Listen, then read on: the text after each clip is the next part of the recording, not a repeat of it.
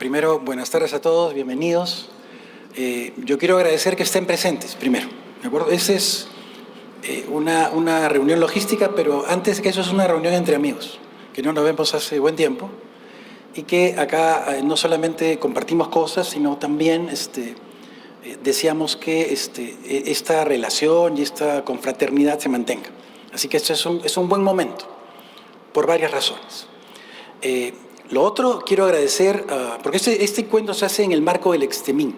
Ustedes saben que el Extemín es el tema de los stands, y yo no había encuentro logístico y digamos, yo como presidente del Extemín llamé la atención del tema porque tenemos acá 800 proveedores y es un momento para que proveedores mineros, minas, podamos intercambiar algunas cosas.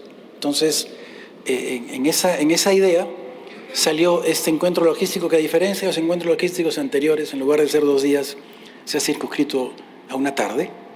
Sin embargo, es un gran avance y en eso estamos. Y lo otro que quiero agradecer es a Ricardo Andújar, acá presente, mi amigo hace muchísimos años, gerente de compras en Minsur, a quien yo le pedí que me ayudara a organizar el encuentro logístico, ¿no? Y realmente lo que van a ver, que ojo, no me estoy disculpando que si ven es malo, estoy seguro que es muy bueno, pero es mérito realmente del trabajo de él. Lo otro, agradecer a los amigos que van a exponer. Acá veo a Osvaldo, que viene de Chile, a Carlos de las Bahamas, a Arturo, Sauder, a Benjamín, a César, a Claudita de Golfis, a Pepín, a varios, a Pep Gonzalo también, para que no se ofenda, a Javier Castro también, y a varios ahí. O sea, realmente, como digo, yo lo que quiero es que sea una charla, pero antes que eso, que sea una reunión entre amigos que no se ven hace 3 años. Así que dicho esto, yo les agradezco a todos y no sé si corresponde dar por inaugurado esto, pero empecemos. ¿De acuerdo? Muchas gracias. Muchas gracias, señora Laina. Para dar inicio al bloque Clústeres y ecosistemas mineros, una oportunidad de desarrollo para el Perú. Invitamos al señor Benjamín Quijandría, director ejecutivo de SAMI Clúster Minero Andino.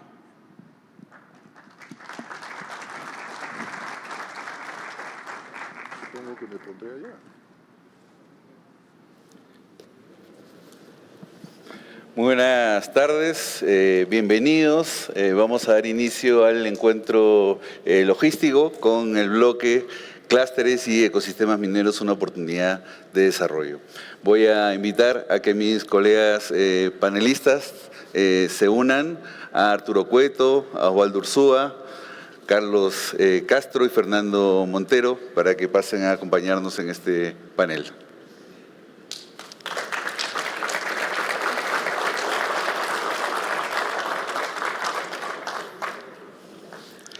Voy a iniciar con una breve presentación.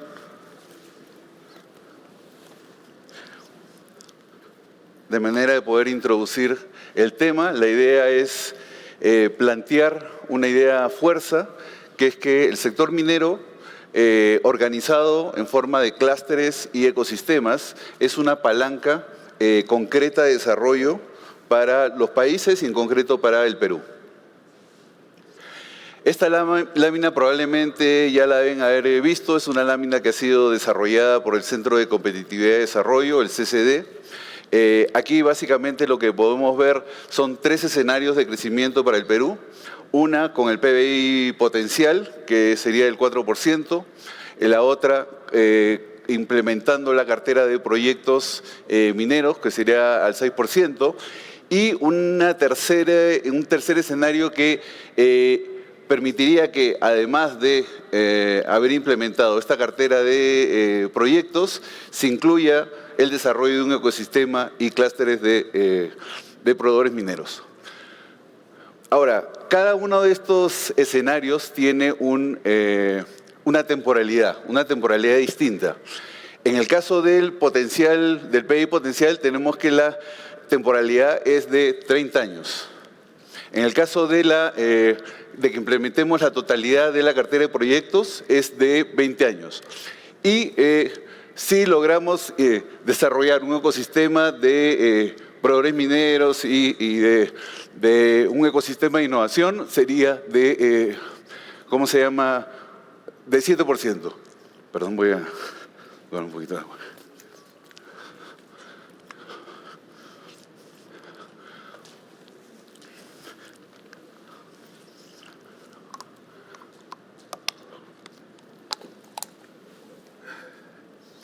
Bueno, entonces, finalmente de lo que se trata esta lámina es que en los distintos escenarios tenemos que la minería, a través de, por ejemplo, el desarrollo de la cartera de proyectos o que podamos implementar un ecosistema de innovación, nos está entregando una posibilidad de impulso y de crecimiento.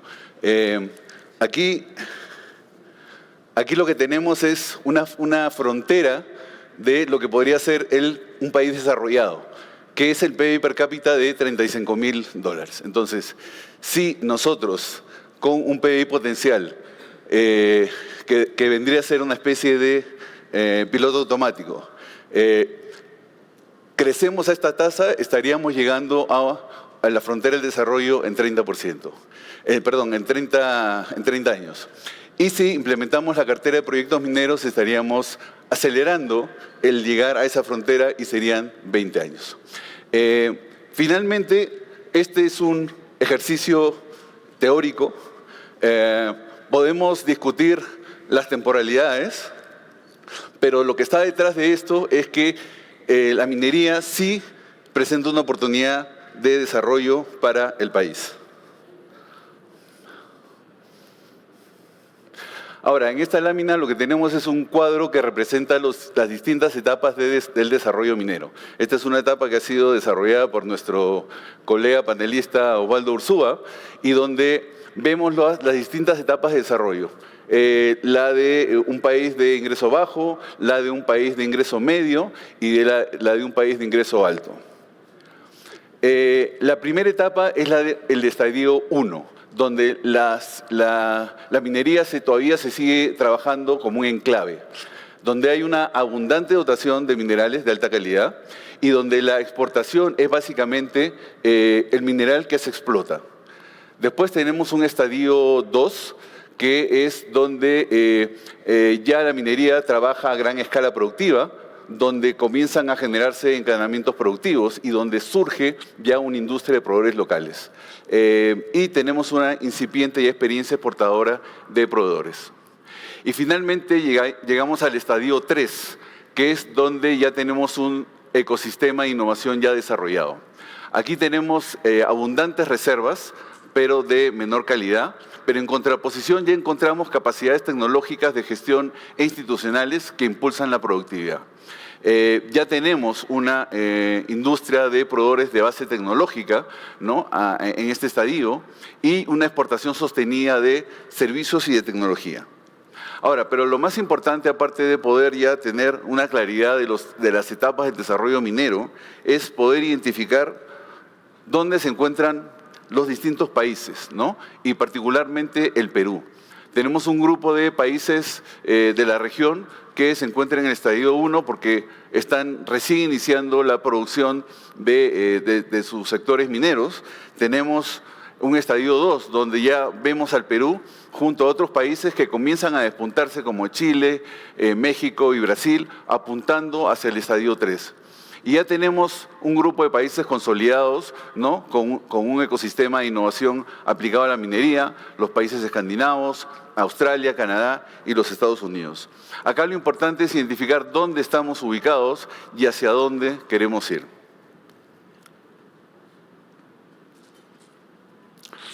Lo otro importante es poder identificar y cuantificar qué es lo que significa que los países estén promoviendo estos ecosistemas, ¿no? Tenemos acá una tabla, no la vamos a revisar en detalle, pero donde vemos al Perú comparado con otros países, donde vemos el PBI, ¿no?, minero y de los METs o de los proveedores, ¿no?, en términos nominales, en términos porcentuales, el número de empleos que generan los METs, la cantidad de empresas y las exportaciones. Y acá me gustaría destacar, ¿no? y seguramente Osvaldo nos va a contar más al respecto, que en Chile se viene trabajando hace más de 15 años en el desarrollo de lo que ellos llaman sus proveedores de clase mundial, y que hoy tienen un peso de 7.4%, muy cerca ya a su PBI minero. Entonces, eso quiere decir que si uno suma la actividad minera más la de los METs, ya tenemos un 16.4% del PBI chileno. El caso australiano ya lo conocemos bastante, ¿no? Entre la actividad minera y la de los METs tenemos un PBI del 15%. Y además tenemos un sector que se ha transformado en una fuerza exportadora para Australia y que exporta más de 20.000 millones de dólares. El caso de Noruega no es tan conocido desde acá del Perú, pero si sumamos ambas actividades ya tenemos casi un 22% de su PBI y un sector de empresas que exporta más de 22 millones de dólares. Me gustaría agregar una variable más, que es la del cambio climático, a partir de los acuerdos de París y el acuerdo de llegar a una carbono neutralidad en el año 2050. Se desarrollan tecnologías bajas en carbono que están, digamos, entre las cuales están los paneles solares, los parques eólicos, todo lo que es electromovilidad.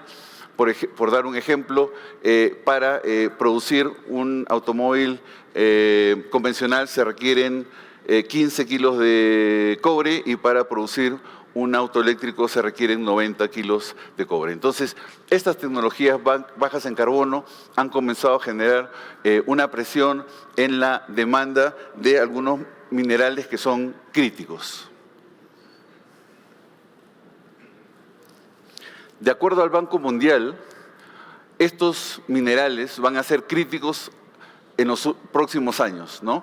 Y se está generando prácticamente una explosión en la demanda, por ejemplo, del litio, ¿no? Que va a ver multiplicada por 10 su demanda en los próximos años. Y esto es importante para el Perú porque por ejemplo, somos los primeros productores mundiales de indio, ¿no? Que va a ver prácticamente triplicada su demanda. Somos terceros productores mundiales de plata y el país con mayores reservas en el mundo. Esta se va a ver incrementado un 60%. Y somos segundos productores mundiales de molibdeno y cobre que también van a tener un incremento en su demanda. Entonces, acá es súper importante tener en cuenta este escenario que se ve muy favorable para el Perú. Y para terminar con la lámina, simplemente dejar mencionar las oportunidades que vemos, ¿no? El desarrollo de un ecosistema minero que impulse el crecimiento de las empresas proveedoras locales, regionales y nacionales de alta y baja tecnología. Tienen el potencial de duplicar el impacto de la minería sobre la economía peruana, multiplicar por 10 las exportaciones de conocimiento, incrementar la competitividad y la productividad del sector minero y generar y transformarse en un motor de desarrollo e inclusión de las regiones mineras. Respecto al cambio climático, aprovechar la demanda incremental de metales críticos para alcanzar las metas de carbono neutralidad. La minería ya no como el problema, sino como parte de la solución para economías más verdes y un mundo más sostenible. Una minería verde que preserva el medio ambiente, genera inclusión y prosperidad en las regiones. Y finalmente, un par de líneas respecto al hidrógeno verde. Como saben, el Perú tiene condiciones muy ventajosas para ser un productor competitivo de hidrógeno, un mercado de hidrógeno que tiene un tamaño potencial equivalente al cobre y donde la minería puede generar una demanda base para impulsar la industria de hidrógeno. Entonces, dejo hasta aquí las láminas para pasar a acompañar a mis colegas panelistas.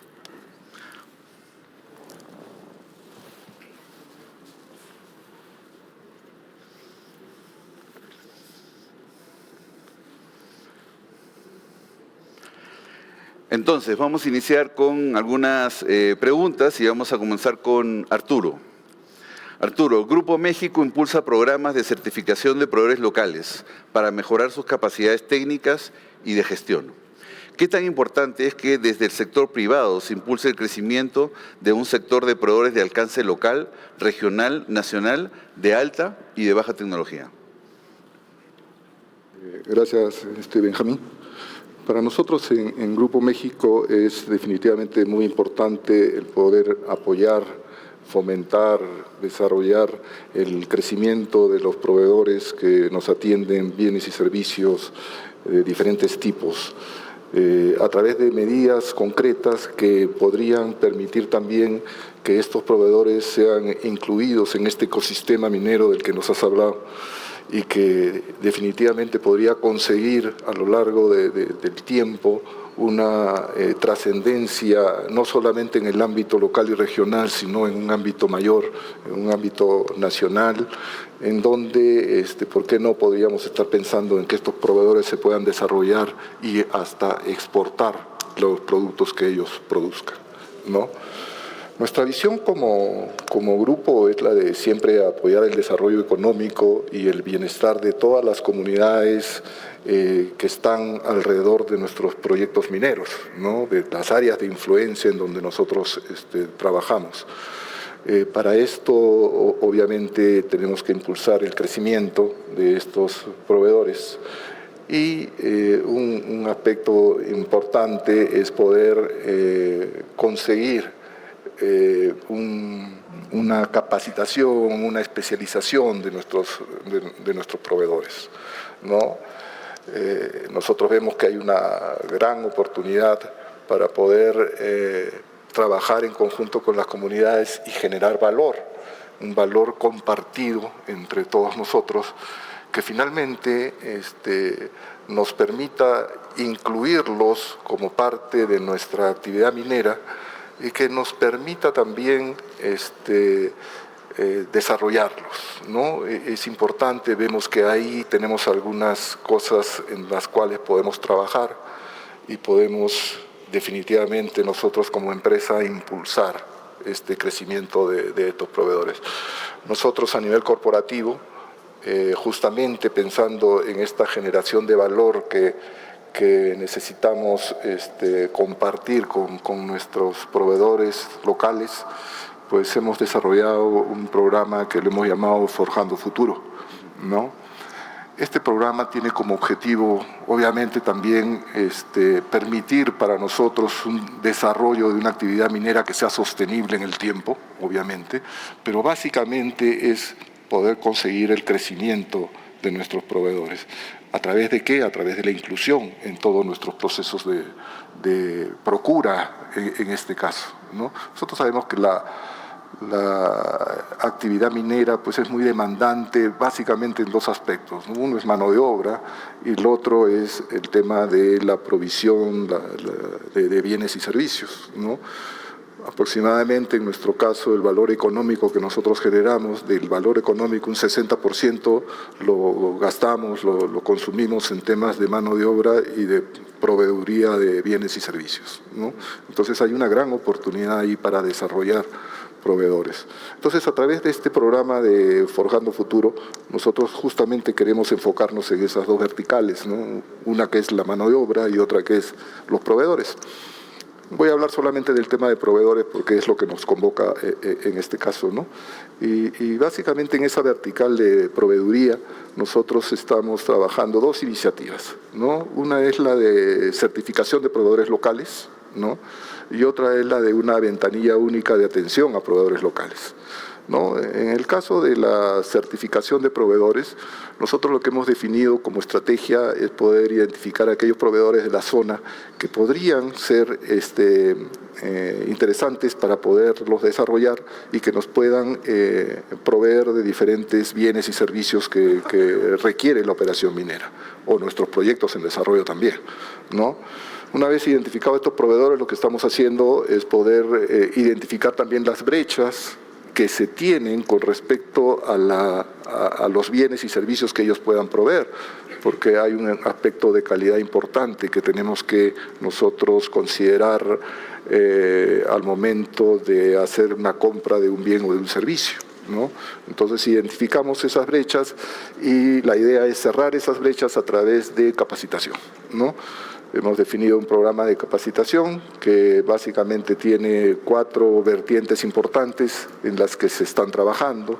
Una de ellas es toda la parte administrativa. Necesitamos poder mejorar la gestión administrativa de nuestros proveedores locales, a través de cursos en donde puedan ellos ser capacitados en temas, no sé, contables, tributarios, legales, que son importantes. La otra vertiente que queremos trabajar es toda la parte de atención al cliente, la parte de marketing, ventas, que es importante. Y la más importante tal vez es la parte productiva, ¿no? Tenemos que mejorar los procesos productivos de nuestros proveedores, tenemos que apoyar en eso. Esa es una vertiente importante. Y finalmente toda la parte pues, de gobernanza, de cuidado del medio ambiente y de responsabilidad social, ¿no?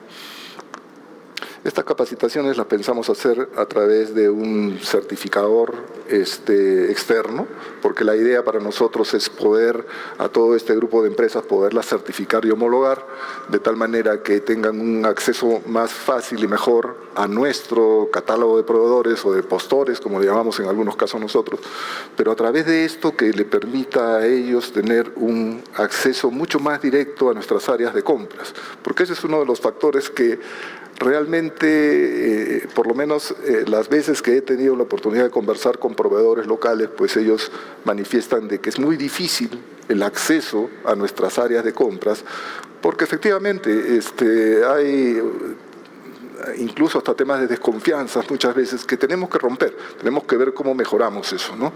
Entonces, la idea es que a través de esta homologación y de esta certificación, pues podamos tener esa barrera por lo menos cubierta en cierto grado, ¿no? Llegar a que estos proveedores participen de nuestros procesos de licitación, de nuestros procesos de compra, y por qué no pensar que a través de esos procesos donde tenemos que ser un poco flexibles con algunas variables adicionales que tendríamos que conversar también, puedan acceder a tener una relación de negocios de largo plazo con nosotros, ¿no?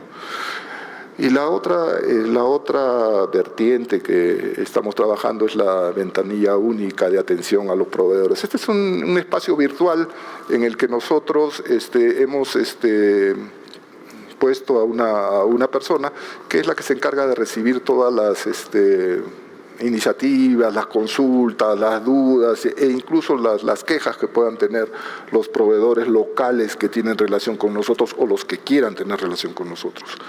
Esta persona en un primer nivel pues tendrá la posibilidad de atender lo que esté a su nivel de atender, pero lo que es importante es que esta persona puede al interior de nuestra organización redireccionar las consultas de tal manera de que el área o la persona indicada pueda ser la que finalmente conteste o responda a las inquietudes de los proveedores. Lo que no podemos perder es el seguimiento de estas consultas, porque muchas veces se hace una consulta y nunca se obtiene una respuesta, sea satisfactoria o no, pero una respuesta que permita tener la tranquilidad al proveedor de que sabe cómo actuar ante ciertas situaciones, ¿no? Muchas gracias, Arturo. Sin duda que estos programas son súper importantes para la mejora productiva, ¿no? de las pymes, ¿no? Locales, pero en general, digamos, es lo que necesitamos en nuestro país. Ahora voy a seguir con Carlos. La asociatividad ha sido un factor fundamental para el desarrollo de ecosistemas mineros maduros, como por ejemplo el australiano. En ese sentido, ¿el nivel de articulación y colaboración entre empresas mineras es suficiente para enfrentar los grandes desafíos del sector, por ejemplo, operacionales, medioambientales y sociales? ¿Es importante promover una mayor asociatividad entre las empresas proveedoras? Gracias, Benjamín. Sin dudas que sí, empiezo por la respuesta afirmativa. Tiene que haber un perfecto alineamiento entre estrategias, planes de acción concretas, entre creo que todos los actores que nos han mencionado en este ecosistema, ¿no? Empresas, Estado, y dentro de las empresas, los aliados estratégicos, los proveedores y la población, por supuesto. Yo creo que esa mayor asociatividad y esa mayor conexión entre los actores en este ecosistema, sin duda, van a facilitar una mejor asociatividad. En ese marco creo que el reto para nosotros es identificar de la forma más clara posible el rol que nos toca jugar a cada uno de nosotros. Porque sin duda todos tenemos un rol que en forma complementaria van a colaborar con esa mejor asociatividad. Sin duda la minería es uno de los motores de crecimiento de nuestro país, las cifras son evidentes y también la minería es para nuestro país una demostración de altos estándares operacionales, ambientales y sociales, ¿no? En ese segundo estadio que nos ha mostrado en tu cuadro, que es un proceso de crecimiento, ya las mineras, como nos han comentado en su momento, vienen desarrollando actividades robustas, serias, para también hacer crecer mayores negocios a nuestros aliados estratégicos, bajo este enfoque de valor compartido, ¿no? De gana la minera, con procesos logísticos más expeditivos, más efectivos, y también ganan nuestros aliados estratégicos con mayor volumen de contratación. Así que creo que ya hay un avance notable en nuestro país en ese aspecto, y sin duda hay que seguir buscando mayores oportunidades de encontrar mayores eficiencias en esa asociatividad. Nos han mostrado las cifras de países amigos como Chile, por ejemplo, que tiene una contribución de los METs, si no me equivoco, he visto poco más del 70% del PBI minero, ¿no? En el caso de Australia, el 50% del PBI minero lo ponen también los METs. Es súper importante y creo que eso es lo que nos toca en el Perú, ¿no? Aprender los casos de éxito. Los datos que nos han mostrado son súper útiles y tenemos que seguir conociendo, aprendiendo y aprovechando lo mejor que nos dan en otros países, ¿no? En ese contexto importa saber, por ejemplo, Sami nos va a acompañar con una delegación peruana justamente a Australia en la Convención Minera IMARC en pocas semanas. Vamos a ir a un grupo de empresas mineras, también con líderes de proveedores locales, algunos los veo aquí presentes, para estudiar mejor justamente y entender y aprender mejor del modelo de los METs australianos. Yo creo que eso es lo que nos toca para ir afinando. Uno de los objetivos que buscamos en esta delegación justamente es eso, cómo sumarle un porcentaje adicional al PIB peruano con una mejor asociatividad en nuestros aliados estratégicos que sin duda tenemos que aprovechar, ¿no? Ese es, Benjamín, el marco de mis comentarios. Muchas gracias, Carlos. Claro, sin duda, digamos, el hecho de que nosotros no podemos pretender estar reinventando la pólvora, ¿verdad? Entonces, ver, digamos, lo que han desarrollado países desarrollados que los tenemos, digamos, como un referente, y también el caso de países, digamos, ¿cómo se llama?, vecinos, como Chile, que han ido tropicalizando esa experiencia, ¿no? Entonces, creo que eso es muy importante. Voy a seguir ahora con Fernando. Acá lo que te quería comentar era que en otros países ha sido fundamental el impulso tanto público como privado para el desarrollo de clústeres y ecosistemas. ¿Qué rol debería tener el sector privado y particularmente la gran minería peruana para aprovechar las grandes oportunidades que se nos presentan como país? Gracias, Benjamín. Me gusta mucho este término ecosistema, porque creo que nos evoca a un espacio en la naturaleza donde conviven armoniosamente varias especies. Y yo creo que eso es básicamente lo que hay que replicar para poder formar un clúster. Creo que un clúster no es un grupo de empresas asentadas geográficamente, no basta con eso. Creo que hay que añadirle un componente muy importante, que es la cooperación entre ellas. Y para fomentar la cooperación necesitamos fomentar la confianza. Y no solamente entre los proveedores, sino también entre las empresas y los proveedores.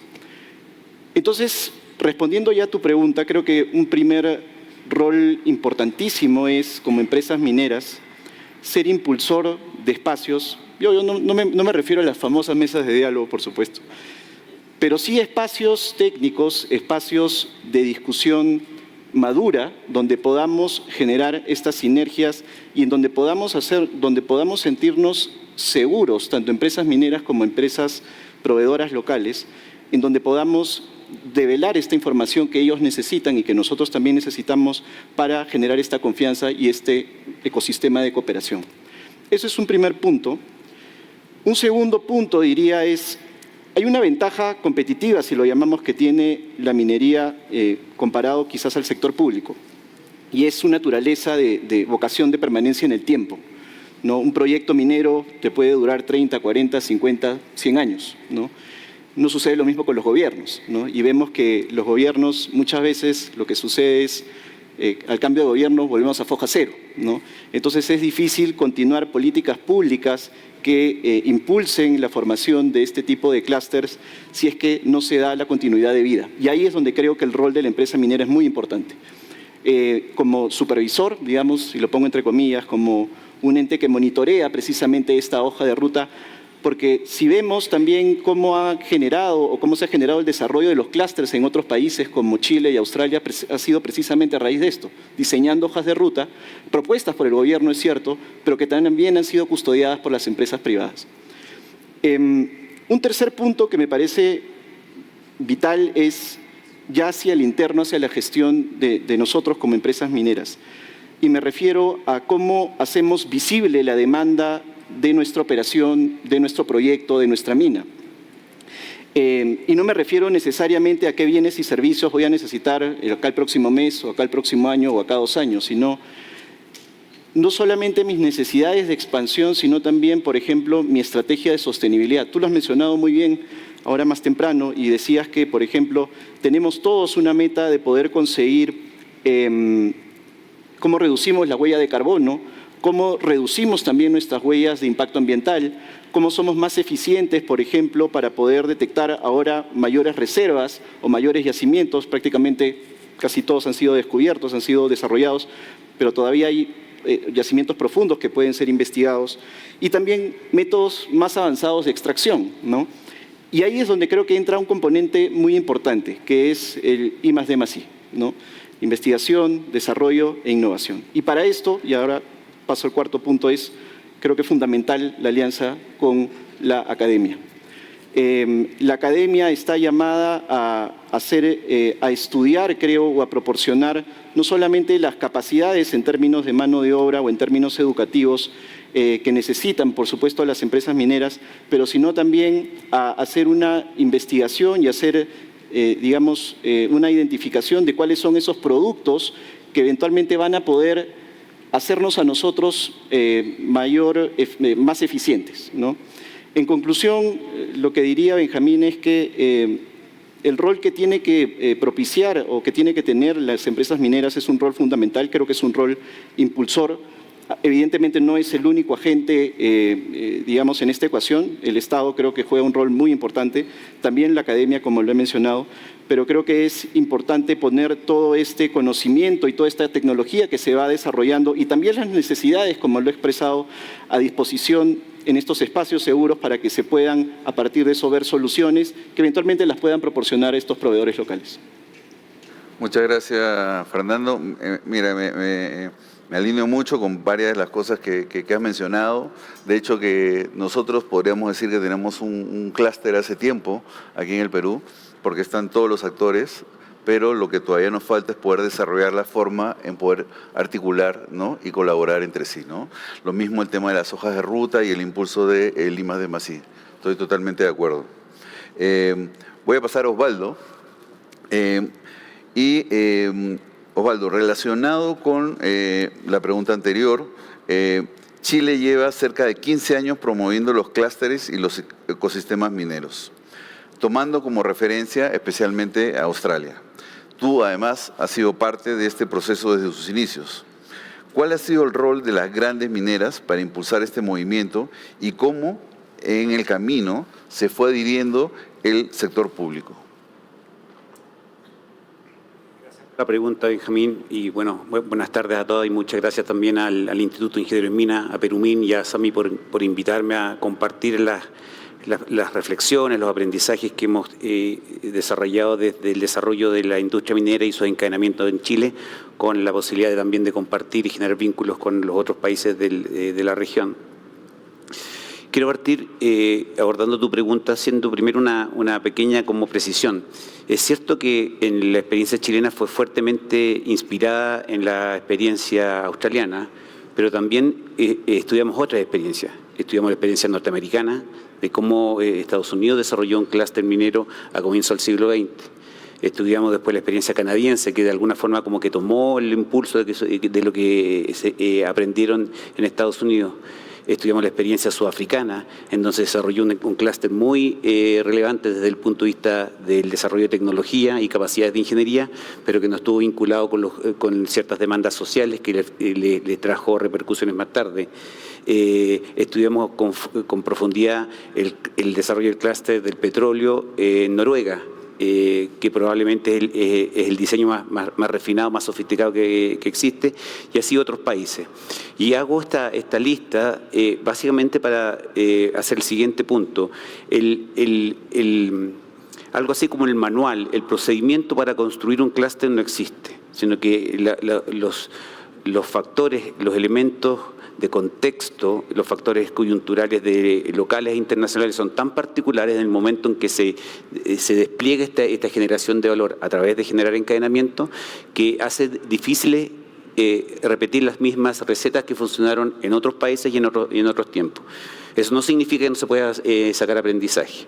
Entonces, y te ilustro este punto con lo siguiente. Cuando estábamos estudiando Australia, el desarrollo de la industria minera australiana está en la etapa en donde necesitaban internacionalizar sus proveedores de base tecnológica. Tenían una industria minera madura, desarrollaban tecnología, pero sus proveedores de momento solamente estaban jugando un juego local. Y que si querían consolidarse como un referente tecnológico internacional, tenían que internacionalizarse, porque de alguna forma para hacer frontera hay que buscar los problemas más complejos que existan para resolver, independiente de dónde estén estos problemas en el mundo. Entonces, el que pilla el problema más difícil y lo resuelve se transforma automáticamente en frontera. Si uno se queda encerrado en su casa, tiene limitado el pool de problemas para transformarlos como experiencia de aprendizaje. Y lo que sucedió es que mientras estaban en ese momento, las grandes empresas australianas, como BHP, se internacionalizaron. En particular, se fueron a Chile.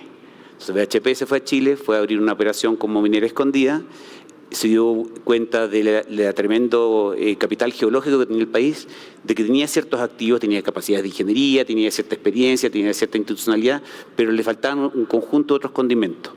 Y estas compañías operaron de portaaviones para llevarse parte de sus proveedores desde Australia a Chile para efectivamente poder desplegar, hacer las ingenierías, hacer el proceso de compra, hacer todo lo que se necesita para poner en marcha un proceso de gran escala como es minera escondida, con los mismos estándares que lo hacían operando en Australia. Entonces sucedió, y esto no fue parte de una política pública, sucedió de alguna forma por accidente.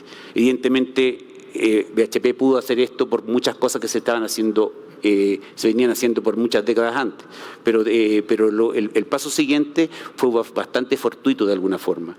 El caso opuesto, el caso noruego, en donde Noruega conocía muy bien su geología, sabían muy bien cuáles eran sus recursos y sus reservas de petróleo, y sabían que tenían un límite porque la tasa de extracción, la tasa de recuperación de petróleo no les permitía capturar todo el mercado de petróleo que estaba creciendo. Y hacen una suerte de, efectivamente, hoja de ruta para poder ordenar los sucesivos pozos petroleros desde los menos complejos a los más complejos, para que de alguna forma entraran a abastecer el tremendo déficit energético que tenía el país, abordando la oferta primero con los pozos más fáciles, y eso les daba tiempo para ir generando las tecnologías, para después ir desarrollando explotando los pozos más difíciles, y al mismo tiempo estar vendiendo la ingeniería vinculada a la industria del petróleo. Y eso efectivamente hubo un diseño, se sentaron los planificadores del gobierno y de las empresas en un tablero de dibujo y diseñaron el proceso completo que se iba revisando cada 5 años. Entonces, con ese ejemplo quiero decir que son experiencias a seguir, hay que entenderlas para ver efectivamente en qué medida el remedio que se utilizó en cada uno de estos países sirve para atender algunos de los síntomas que se están experimentando hoy día en el Perú. Respecto al liderazgo, la verdad en el caso chileno yo creo que fue un liderazgo compartido. Cuando se empieza a hablar de clúster, en el caso de Chile, es una conversación que puso en la mesa el gobierno. Y lo que sucede es por el año 2006, la evidencia mostraba ya que el dinamismo de la economía chilena había decaído y que estaba empezando a tener tasas importantes de pérdida de productividad. La década de los 90 fue la época probablemente de mayor prosperidad en términos de desarrollo económico en la historia de Chile. Hay un tremendo crecimiento, hay una tremenda disminución de la pobreza, pero en el 2006 ya de alguna forma como que entramos en una suerte de estado de régimen sin haber concluido la tarea. Y el gobierno en ese momento identifica que uno de los elementos adicionales que se le podían incorporar a la economía para dar el siguiente salto era construir estos clústeres en torno a sectores estratégicos. Y uno de esos sectores era el sector minero. Y en ese momento el gobierno invita al sector minero y dice, señores, necesitamos construir un clúster tan sofisticado como el clúster de Australia, el de Canadá, etcétera, etcétera. No tenemos todos los elementos sobre la mesa. ¿Cómo se hace? Porque efectivamente no existe la receta. Y ahí, en ese momento, la industria minera toma un cierto liderazgo, y en el caso puntual que me tocó participar a mí, BHP identifica como un nicho que no está siendo abordado, el poder impulsar el desarrollo del sector de los METs, de proveedores que explotaban el conocimiento como fuente de productividad. Y plantear o implementar en el país estos sistemas de innovación abierta que antes no existían, que esa fue yo diría una innovación importante que trajo la gran industria minera al país. Y la otra gran innovación, que puede ser algo más institucional desde el punto de vista de las compañías mineras, es que se mostró que el aporte al desarrollo que hace la industria está más asociada a las decisiones de negocio que las decisiones de inversión social. Entonces, efectivamente, es el modelo de relacionamiento a través de las prácticas de adquisiciones o de las prácticas de la estrategia de energía, donde se toman las decisiones de asignación de capital y cómo esa asignación de capital te modifica la evolución o la sofisticación de las capacidades locales, la que genera el impulso transformador de las economías locales, y la inversión social o la inversión más filantrópica tiene un rol complementario, pero no tiene el tiraje suficiente como para hacer esa transformación. Entonces, eso también fue un cambio de paradigma importante que trajeron las compañías mineras cuando se partió con el tema del clúster. Muchas gracias, Osvaldo. De todas formas, es muy importante revisar y entender bien la experiencia que ha tenido Chile, porque es una experiencia mucho más cercana a nosotros. El tiempo definitivamente vuela, ¿no? Sobre todo con colegas tan distinguidos. Les voy a pedir a cada uno una reflexión final en un minuto, partiendo por ti, Arturo. Creo que tenemos una gran oportunidad de poder alcanzar con nuestros proveedores locales una mejor forma de trabajo. La posibilidad existe. Somos empresas que siempre estamos muy preocupados por nuestros aspectos de responsabilidad social, de contribuir al bienestar de las comunidades y de la gente o de los proveedores que nos apoyan en nuestro negocio.